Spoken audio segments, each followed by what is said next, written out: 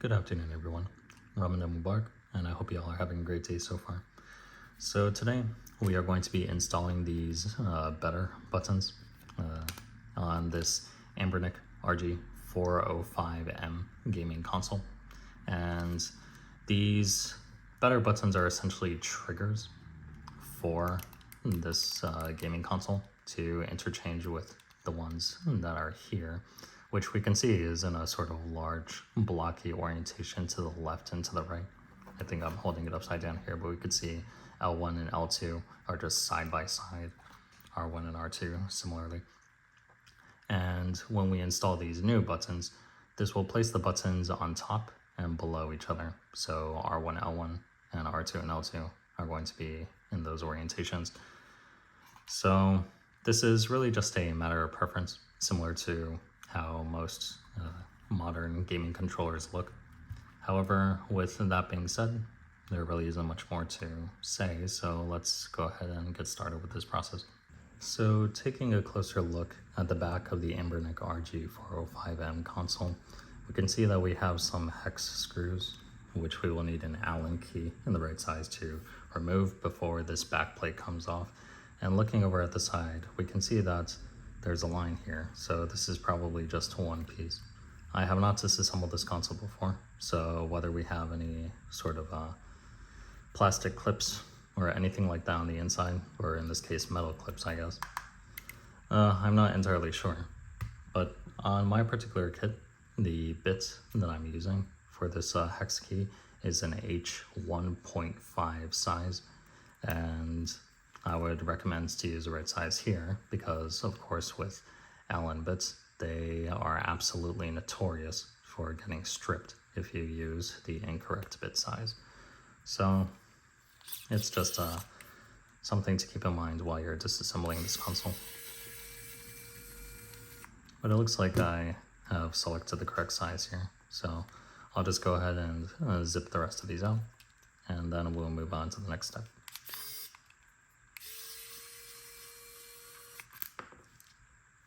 There's two.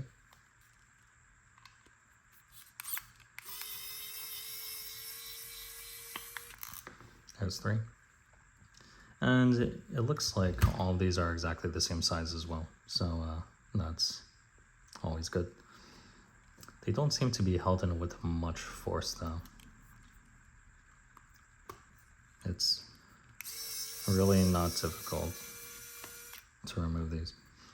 I purchased this console from Amazon, however, I'm sure they could be found for less expensive prices on AliExpress or possibly elsewhere.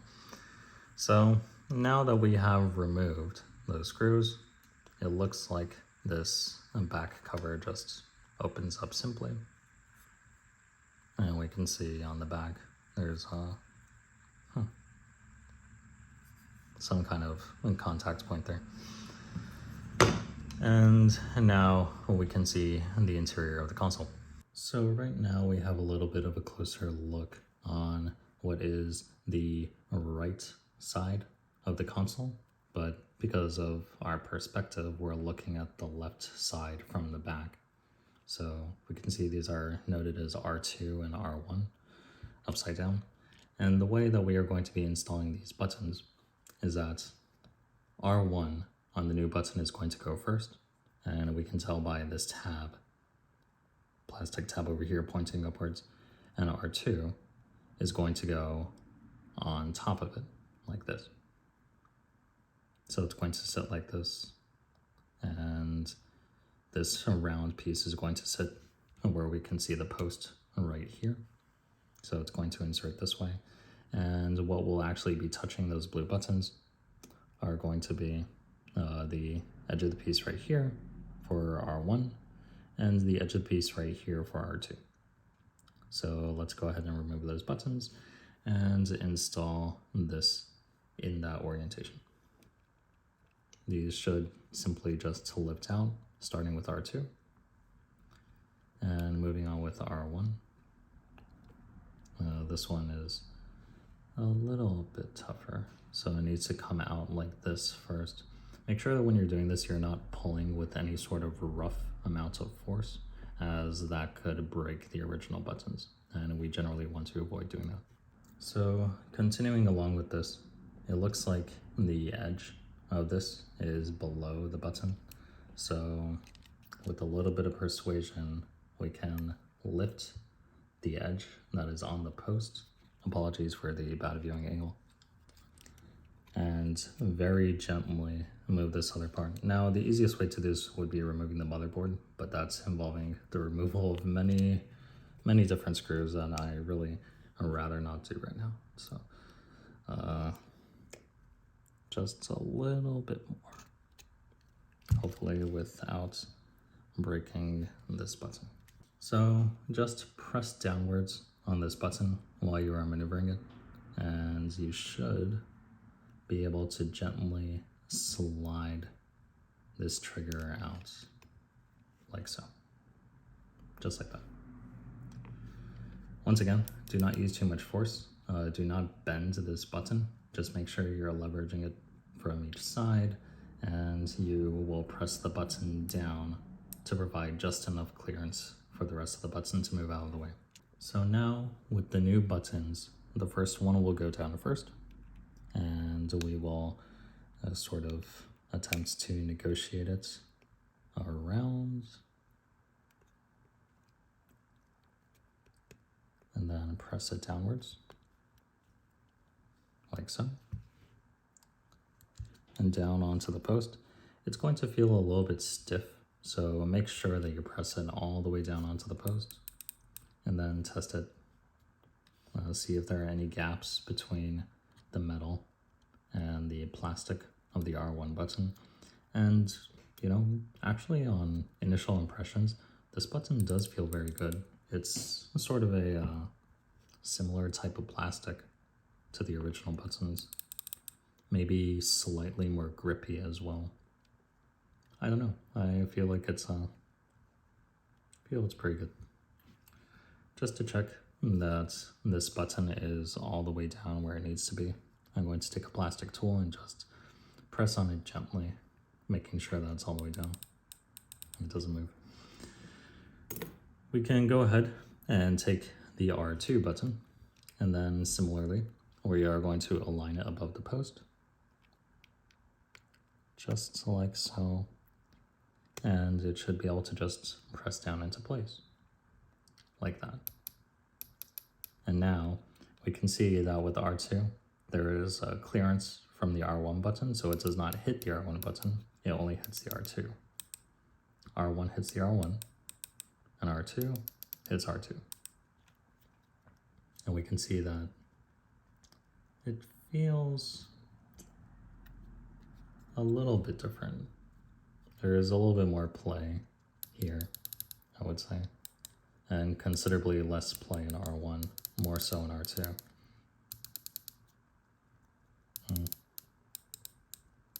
So that's a little bit different, but I think overall it's still an improvement. So in comparison to the two buttons, if we zoom out a little bit,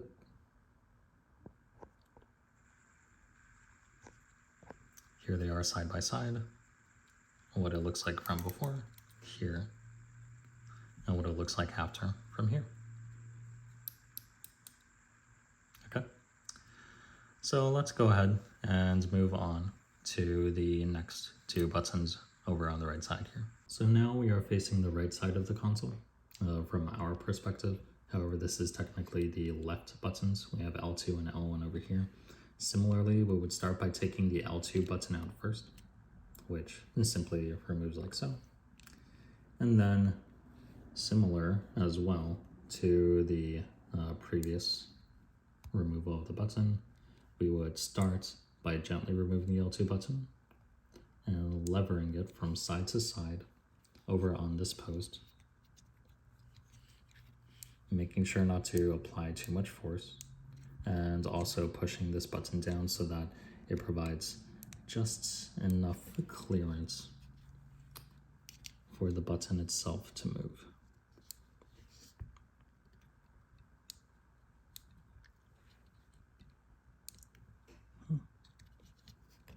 Nice and easy.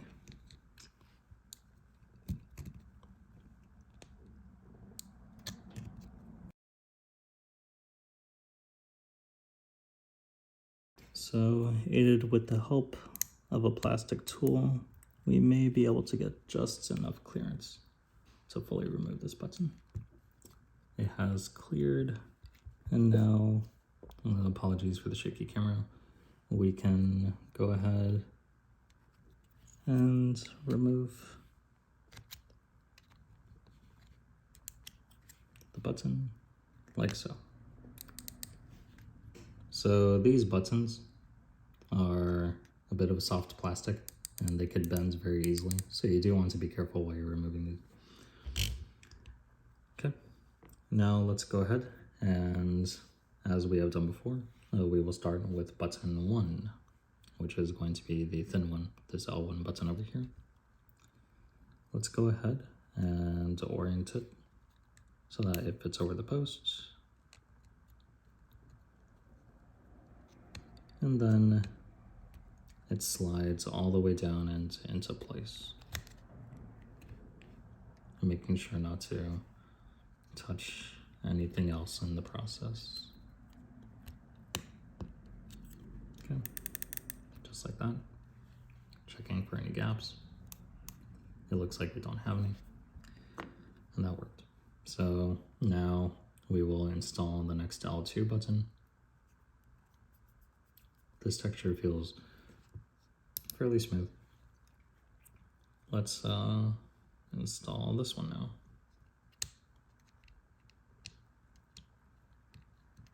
Okay, and this one also fits right above.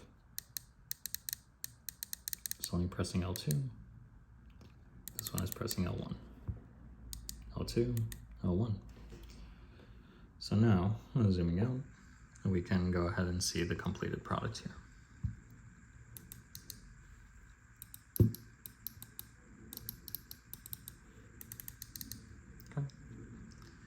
So now that both of those buttons are installed, we can go ahead and reassemble by placing the back cover back on. This also may be a good opportunity to clean it if you have an older console. However, this one is only, I would say, a couple weeks old, so I'm just going to put on the cover as is. And then reinstall the screws. All the screws are the same size, so we can go ahead and reassemble the console in the same way that we have disassembled. Okay. Just one screw.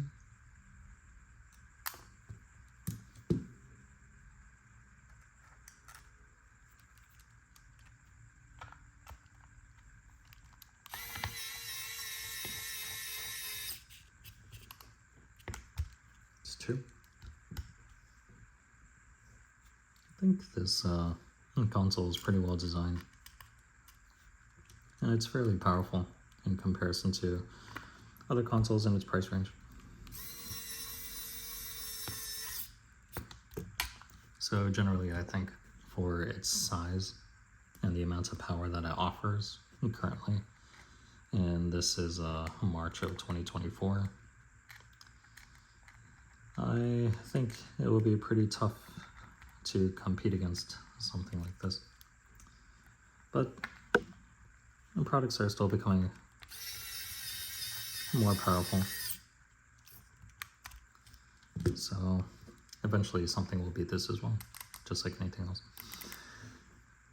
But if we try to zoom out a little bit more, let me try to move the camera here.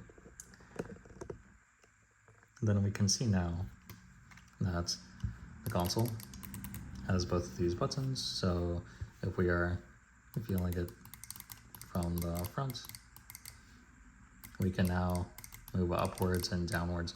When you press the R1 button, it has a pretty short amount of travel, whereas the R2, you will feel that your finger is going a further distance while you're pressing these buttons. So keep that in mind. But otherwise, I would say that the feel is more or less pretty similar to the other buttons that were on the console before.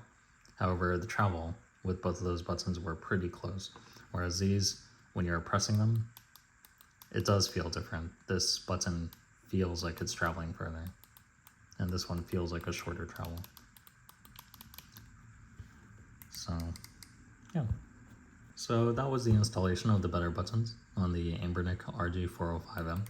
Overall, it was a pretty simple process. There are some sort of tricky areas in removing the R2 and the L2 buttons without removing the motherboard.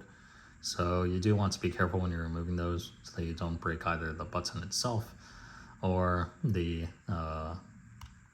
actual plastic. So like the button or the blue button, the blue trigger. You will want to be careful while you're trying to remove that R2 and L2 button. But in any case, that will be it for today's video. If you have any questions, then feel free to leave a comment in the chat, and that should cover it. So I hope you all have a great day, and take care.